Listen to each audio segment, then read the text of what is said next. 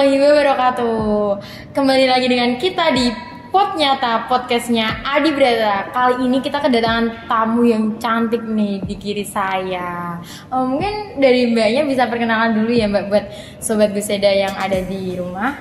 Silakan mbak. Halo, kenalkan nama saya Gracelia Yunda Putri. Teman-teman boleh panggil saya Grace. Saya mahasiswi semester 7 pendidikan guru sekolah dasar. Oke, Mbak Grace, ini berarti baru skripsi ya mbak ya? Oh iya, masih proses lah ya. Oke. Kesibukannya kali ini ngapain sih mbak? Hari ini cuma kuliah sih. Iya. Dengar-dengar kemarin sempat itu ya, ikut program Si Teacher. Betul banget. Itu mungkin teman-teman kan bisa tahu gimana sih caranya ikut program Si Teacher ini. Caranya gimana tuh mbak? Caranya biasanya tuh ada info dari kampus. Aku pun dapat infonya tuh dari kampus. Jadi ada international program gitu. Itu kita disosialisasi. Yang waktu itu kayaknya kalau nggak salah di Balairung ya, sosialisasinya. Terus kita ikut masuk itu. Terus kita diseleksi. Terus baru ditempatin untuk negaranya.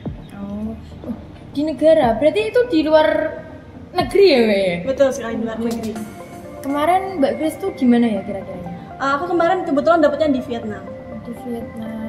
Pengalaman apa sih mbak yang bisa teman-teman ketahui bahwa Si Teacher itu kayak gini loh ya. Mungkin bisa cerita dari Mbak Grace, mulai dari naik pesawat, transportnya, nanti di sana makanya gimana dan lain sebagainya. Bisa dari awal banget ya? Iya, nggak apa-apa mbak, biar panjang nih. Teman-teman itu biar tahu mbak, biar tertarik untuk mengikuti program-program kampus, terutama seperti yang tadi Mbak Grace bawakan ya, misal di luar negeri itu kan membawa nama baik kampus gitu. Betul ya. Banget sih.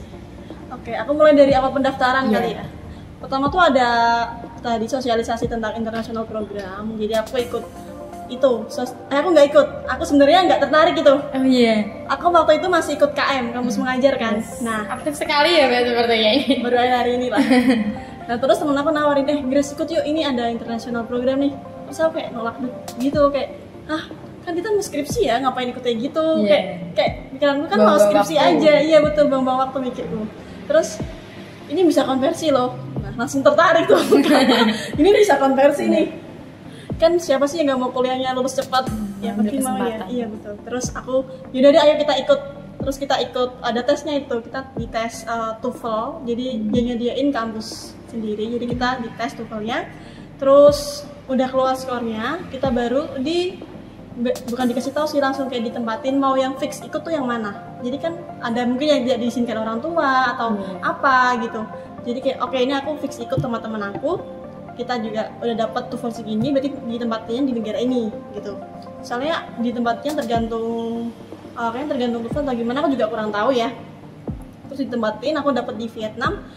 Jujur kayak aku mikirnya, aduh Vietnam tuh ada apanya ya, kayak gak ada apa-apanya. Aku mikirnya gitu awalnya, kayak aduh nggak menarik nih, aku kayak nggak akan dapat apa-apa di sana. Sempet mau mundur karena aku dapatnya Vietnam, kayak udah pengenku Thailand karena aduh jalan-jalan kan enak ya. Siapa yang nggak mau jalan-jalan? Bisa belajar sambil jalan-jalan, menyelam sambil minum air nih.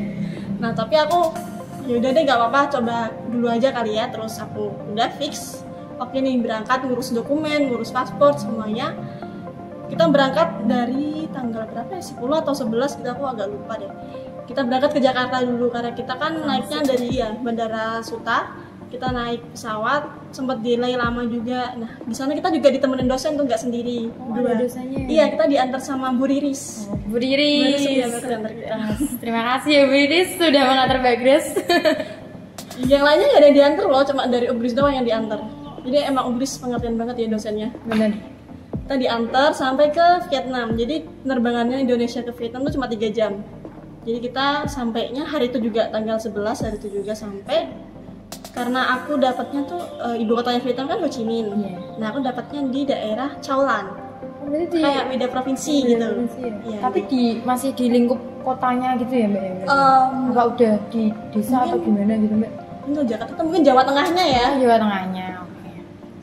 Jadi di Châu Lan tuh perjalanannya sekitar 3 atau 4 jam gitu. Aku agak lupa juga karena aku tidur ya. Terus sudah sampai di sana, kita sampainya malam banget tuh. Nah malam kita langsung tidur di asrama karena kita di sana dapat asrama. zonanya nyaman. Dapat transport, asrama, uang makan juga dapat nggak Mbak? Kita kebetulan 50-50 sama kampus. Jadi kayak nggak sepenuhnya kampus, tapi itu tergantung kebijakan kampus sih. Soalnya ada beberapa temen aku yang memang full biaya dari kampus. Tergantung kebijakan kampusnya.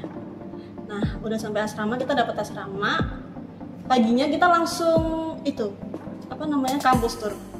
Kita keliling kampus. Aku dapat host. Dapat kampus di mana Mbak? Host university aku di Dongtap University. Nah, berarti Mbak Grace ini pinter bahasa Inggris ya teman-teman? Enggak juga. Aku juga masih belajar juga. Semuanya yang ikut di sana aku yakin mereka masih belajar juga, belum sepenuhnya lancar kayak ngomong sehari-hari Indonesia gitu. Enggak. Untuk itu kan tesnya tadi ada TOEFL-nya Mbak. Nah, untuk mengerjakan TOEFL sendiri itu ada triknya nggak dari Mbak Grace? Mungkin dari les atau memang Mbak Grace udah bisa menguasai bahasa Inggris gitu? Enggak gitu juga sih. Aku jujur nggak belajar juga. Aku nggak expect juga sih bakal ini, masuk ini, nggak expect apapun karena aku tuh itu kan ada TOEFL-nya kan ada soal yang listening. Nah kebetulan tuh gak jelas, baru ada pengajian di dekat rumah aku kayak aduh ini apa ngomongnya. Yaudah aku kayak semampunya aku aja jawabnya. Jadi mungkin itu sebuah keberuntungan ya. Terus gini Mbak, kan di di Vietnam ya. Di Vietnam sama di Indonesia tuh kan perbedaannya itu sangat beda sekali. Nah, mungkin perbedaan apa yang dirasakan dari Mbak Grace ketika ngajar atau kuliah di sini sama kuliah yang di sana gimana? Menurut aku nggak terlalu banyak perbedaan sih karena sama-sama Asia Tenggara kita. Jadi untuk makanan pun rasa cenderung sama. Bedanya apa ya? Kalau di Indonesia, orang Indonesia tuh lebih suka pedes ya, kita sering makan seblak apa kayak pedes gitu. Di sana enggak, di sana tuh orang-orangnya menerapkan hidup sehat.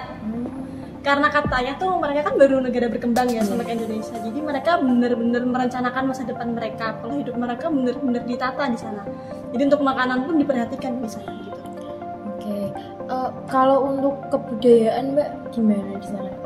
Kan Mbak Grace tuh berapa bulan sih Mbak? 1 bulan. 1 bulan. Oke. Kan merasakan banget nih kayak budaya hal kecil lah. Misal kalau di Indonesia itu orang-orangnya saling nyerobot antrian atau gimana, buang sama sembarangan ya. Kalau di sana tuh gimana Mbak? Kayaknya hampir sama sih. Hampir sama. Cuma bedanya tuh trafficnya. Di Indonesia tuh kan udah macet, sering macet ya. Terus ugal-ugalan tuh udah biasa. Di sana lebih parah. Malah lebih parah nih teman-teman ternyata di Vietnam. Tapi kalau macetnya enggak. Tapi kalau masalah kayak kita mau nyebrang nih, kita udah mau nyebrang, motor langsung itu aja. Langsung belabas gitu. Iya banget ya memang. Iya. Jadi kita harus benar-benar make sure kita nyebrangnya di zebra cross. Jadi supaya kita ketabrak, kita bisa ada pembelaan nih, kita nyebrang di zebra cross nih. Oke. Di sana tuh kegiatannya ngapain aja sih Mbak selain kuliah gitu? Di sana kita kan ada 4 minggu ya. Minggu pertama tuh kita penyambutan itu, terus kayak orientasi, kayak istilahnya pengenalan lingkungan sekitar gimana Terus 1 minggu itu kita juga dibagi supervisornya kita siapa, kelompoknya kita siapa, terus kita juga observasi ke sekolah. Jadi kita melihat langsung anak-anaknya di sana sistemnya gimana, cara ngajarin mereka gimana, kita ngeliat itu. Terus untuk minggu kedua kita dikasih waktu nih 1 minggu ini buat ngerjain lesson plan atau RPP kalau di Indonesia. Di sana tuh RPP-nya tuh menurut aku lebih enak ya, lebih mudah dibanding RPP di sini. Gimana? Kayak bener-bener singkat. Mungkin hampir sama dengan RPP kurikulum Merdeka saat ini. Tapi itu lebih singkat aja menurut aku, enak aja gitu. Dan di sana itu materinya lebih setiap 1 jam pelajarannya materinya tuh bukan yang kayak yang panjang gitu loh, jadi cuma inti-intinya aja. Jadi tapi enak, kompleks gitu ya. Iya betul. Terus untuk media sangat diperhatikan. Seumpama aku ngasih PowerPoint aku ke supervisor aku, terus untuk bahasa aja diperhatikan ya. Aku pertama buat bahasa Inggris, terus supervisor aku bilang anak-anak di sana belum tentu bisa bahasa Inggris semua. Terus aku diminta untuk nambahin 2 bahasa, jadi kayak aku pakai bahasa Inggris sama Vietnam, jadi aku translate sendiri. Jadi Vietnam sendiri itu juga ada bahasanya gitu ya Mbak? Bahasa khususnya? Iya, bahasa Vietnam. Oke. Terus untuk minggu ketiga kita full demo teaching di sekolahnya itu. Terus minggu keempat kita masih ada beberapa dari teman-teman Indo yang masih demo teaching karena kita kan ada tingkat SD, SMP gitu ya. Terus sisanya kita jalan-jalan. Jadi enak sekali nih teman-teman. Yang mau ikut si teacher bisa jalan-jalan gratis. Untuk fasilitas kampusnya gimana Mbak? Apakah ada perbedaan antara di UBRIS dan sama di Vietnam? Tadi gimana Mbak? Kampusnya di mana tadi? Di Dong Thap University. Nah, itu bisa di searching ya guys ya. Menurut aku hampir sama sih untuk fasilitasnya. Tapi untuk asrama aku kurang tahu ya sama UBRIS seperti apa karena aku belum pernah masuk ke sana ya. Tapi aku yang satu aku sorot itu etos kerjanya di sana. Di sana etos kerjanya sangat berbeda sama di Indonesia untuk mahasiswanya. Yang aku tahu informasi di sana tuh kuliah S1 di sana itu gratis. Jadi lebih enakan di sana ya malah deh. Dari segi biaya lah. Iya, tapi sepertinya tidak dapat gelarnya. Nah terus mereka kuliah itu di sini 7:30 ya, paling cepet kuliah ya. Di sana jam 6:30 mahasiswa udah sampai semua. Bener-bener udah sampai. Dan mereka pulangnya bukan kayak kita siang sore, pulangnya malam. Malah ini berarti jam kerjanya atau jam kuliahnya lebih padat dan lama. Iya. Betul, mereka meskipun gak ada kuliah, mereka belajar di perpus. Jadi setiap aku ke perpus pasti penuh, nggak pernah kosong itu perpusnya, pasti penuh. Mungkin perbedaannya untuk mahasiswa mahasiswanya ya. Etos kerjanya beda ya, mungkin bisa dicontoh untuk kita semua, termasuk saya. Dan mereka weekend pun tetap kuliah untuk kelas tambahan. Jadi kayak wah banget aku rasa di sana kayak aku selama ini jadi pemalas ya. Menyadari diri sendiri. Kalau untuk dosen-dosennya gimana Mbak? Apakah sama atau berbeda dosennya yang di sini sama di sana? Mungkin dalam hal mengasih tugas atau menjelaskan atau memberikan media pembelajaran dan sebagainya. Untuk di sana tuh aku nggak kuliah di sana ya. Aku jadi cuma pertukaran magang. Jadi bukan pertukaran kelas gitu, bukan. Tapi yang aku tahu di sana tuh ada dosen yang dari luar negeri juga. Jadi kemarin tuh sempat ada teman Filipina aku tuh ngajakin, ayo ikut kelas ini kelas pertukaran budaya dari Dong Thap University.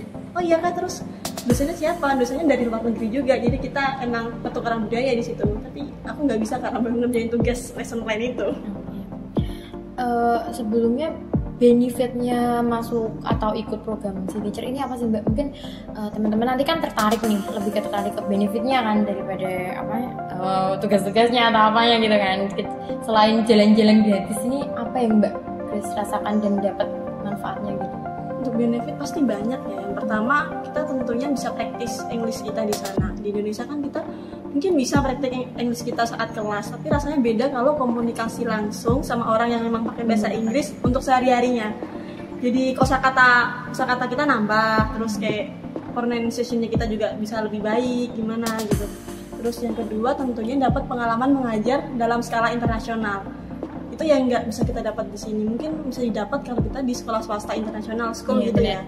Tapi kalau di sana kan kita memang full pakai English ya, nggak Indo. Aku pernah loh kayak keceplosan ngomong Indonesia di sana. Jadi menurut aku tanya, Bu ini bener gini nggak ya? Kalian tahu aku jawab apa? Betul. Aku jawabnya betul kayak terus kayak oh iya ini kan muridnya internasional ya. Terus aku lupa aja gitu.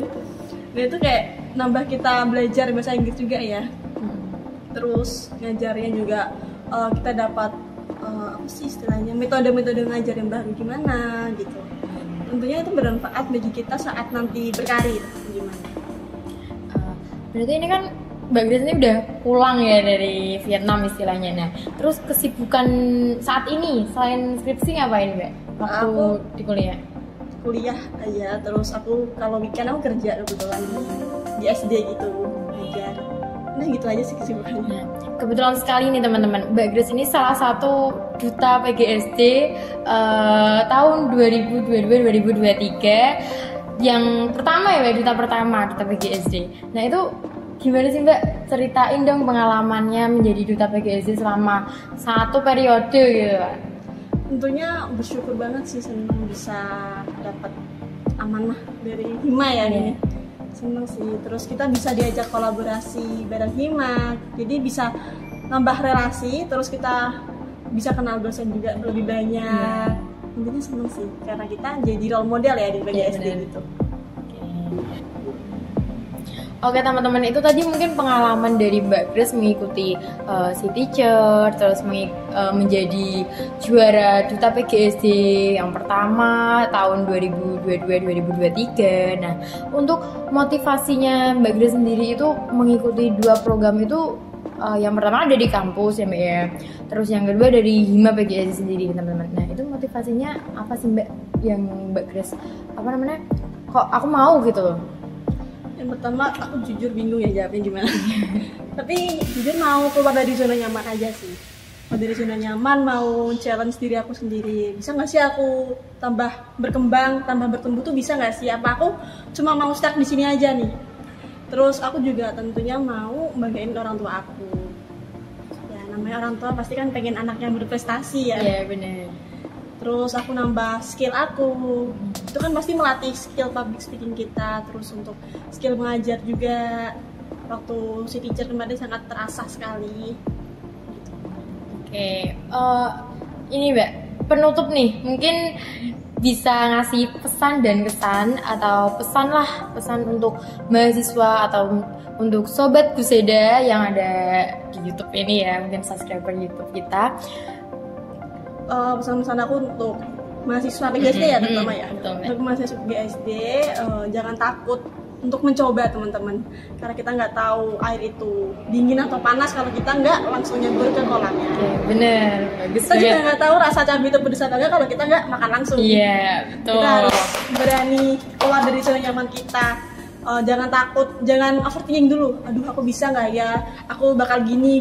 Enggak. Kita itu dunia tuh nggak semenakutkan itu sih kayaknya. Kita asalkan usaha, berdoa ya teman-teman, jangan lupa seperti itu. Oke, mungkin itu pesan dari Mbak Grace ya teman-teman, jangan lupa didengerin. Oke Mbak Grace, mungkin podcast atau wawancara ya mungkin ya kali ngobrol ini santai ya.